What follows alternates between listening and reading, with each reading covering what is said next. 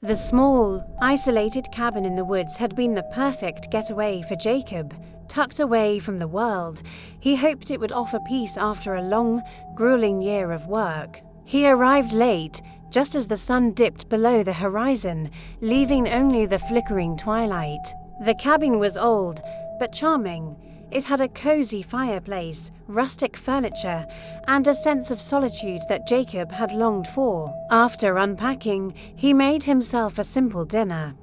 The night outside grew colder, the wind whistling through the trees. Then he sat by the fire with a book. Around midnight, a knock came at the door. Jacob stiffened, confused. Who would be out here in the middle of nowhere at this hour? The knock came again, louder this time, followed by a voice. "Let me in, I need help."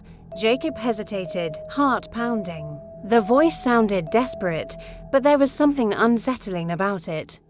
He stood up, walked to the door, and peered through the peephole. Nothing, just the thick, black night. A chill crept up his spine. He could still hear the voice, faint but clear. "Please, I'm cold, let me in." Jacob backed away from the door, shaking his head. No way, there was no one out there. But the voice continued, growing louder. "I'm cold, so cold." Then, suddenly, a sharp scraping sound came from the windows, as if something had dragged across the glass. Jacob spun around, his eyes scanning the room.